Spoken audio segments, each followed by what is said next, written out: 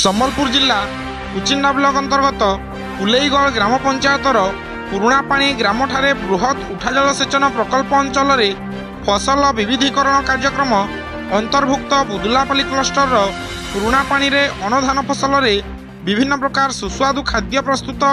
ଏବଂ ତାଲିମ ଶିବିର ଅନୁଷ୍ଠିତ ହୋଇଯାଇଛି। ଉକ୍ତ କାର୍ଯ୍ୟକ୍ରମରେ ମୁଖ୍ୟ ଅତିଥି ଭାବରେ କୃଷି ଜିଲ୍ଲା ଅଧିକାରୀ ପ୍ରସନ୍ନ କୁମାର ସ୍ୱାଇଁ ଉଦ୍ଘାଟନ କରିଥିଲେ। ଏଥିରେ ପ୍ରକ୍ରିୟାକରଣ, ବ୍ୟବସାୟ,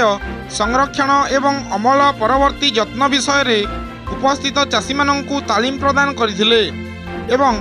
ଆଠମାଲ ବେର୍ନାବାହାଲର ଭାବାର୍ଥକୁ ଅନୁକରଣ ମୁତାବକ ଜମିରେ ସବୁ ପ୍ରକାର ଚାଷ କରିବା ବିଷୟରେ ଚାଷୀମାନଙ୍କୁ ଉଦ୍ବୋଧନ ଦେଇଥିଲେ। ଏହି ଶିବିରରେ କୁଚିଣ୍ଡା ଜିଲ୍ଲା କୃଷି ଅଧିକାରୀ ପ୍ରସନ୍ନ କୁମାର ସ୍ୱାଇଁ, କୁଚିଣ୍ଡା ବ୍ଲକ କୃଷି ଅଧିକାରୀ ଯୋଗେଶ୍ୱର ପଣ୍ଡା, NGO ସମ୍ପାଦକ ଅଶୋକ ପାଣିଗ୍ରାହୀ, ଅବସରପ୍ରାପ୍ତ କୃଷି ଅଧିକାରୀ ରଘୁମଣି ହୋତା, ସରପଞ୍ଚ ନଳିନୀ କିଷାନ, ସମିତି ସଭ୍ୟା କୁନି କିଷାନ, ତାଲିମଦାତା ଏବଂ ବିଚାରକ ଭାବରେ ଯୋଗଦାନ କରି ମଞ୍ଚରେ ଉପସ୍ଥିତ ରହିଥିଲେ। ଏହି ଶିବିରରେ ଅଣଧାନ ଚାଷର ପ୍ରକ୍ରିୟା ପ୍ରଣାଳୀ, ବିକ୍ରୟ, ବଜାର ବ୍ୟବସ୍ଥା,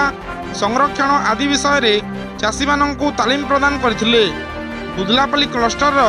ପୁରୁଣାପାଣି, କୁଲେଇଗଡ଼, କିରାଶାସନ, କୁଟୁରାଚୁଆଁ ଗ୍ରାମର ସ୍ୱୟଂ ସହାୟକ ଗୋଷ୍ଠୀର ମହିଳାମାନେ ଅଣଧାନ ଫସଲରେ ବିଭିନ୍ନ ପ୍ରକାର ସୁସ୍ୱାଦୁ ଖାଦ୍ୟ ପ୍ରସ୍ତୁତ କରି 13 ଗୋଟି ଅଲଗା ଅଲଗା ପ୍ରକାରର ଷ୍ଟଲ୍ ପ୍ରଦର୍ଶିତ କରିବା ସହିତ ସେମାନଙ୍କୁ ତାଲିମ ପ୍ରଦାନ କରାଯାଇଥିଲା। ଏହି ଶିବିରରେ ବୁଦୁଲାପାଲି କ୍ଲଷ୍ଟରର CDPର ପ୍ରକଳ୍ପ ସଂଯୋଜକ ମଙ୍ଗଲୁ ଷଣ୍ଢ କାର୍ଯ୍ୟକ୍ରମ ପରିଚାଳନା କରିଥିବା ବେଳେ କାର୍ଯ୍ୟକ୍ରମରେ ଗ୍ରାମ୍ୟ କୃଷି କର୍ମଚାରୀ ଅତୀଶ ପଟେଲ, MBK CRP ଏବଂ ସ୍ୱୟଂ ସହାୟକ ଗୋଷ୍ଠୀର ମହିଳାମାନେ ଉକ୍ତ କାର୍ଯ୍ୟକ୍ରମରେ ସହଯୋଗ କରିଥିଲେ।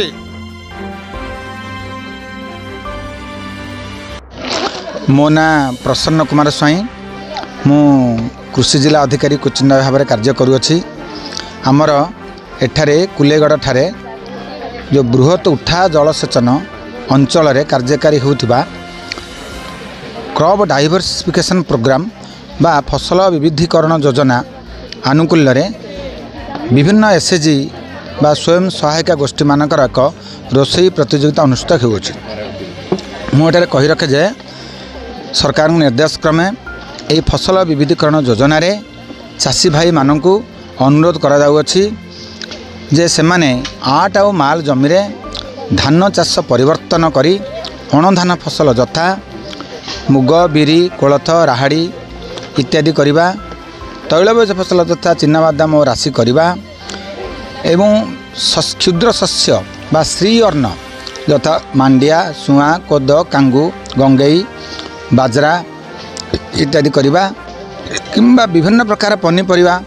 ତଥା ବାଇଗଣ, ଲଙ୍କା, ଭେଣ୍ଡି, ଝୁଡ଼ୁଙ୍ଗ, ଗୁଆଁର ଇତ୍ୟାଦି କରିବା। ଏହି ଅଣଧାନ ଫସଲ ଚାଷ କରିବା ଦ୍ୱାରା ଆମେ ଅଧିକ ଲାଭ ପାଇପାରିବା,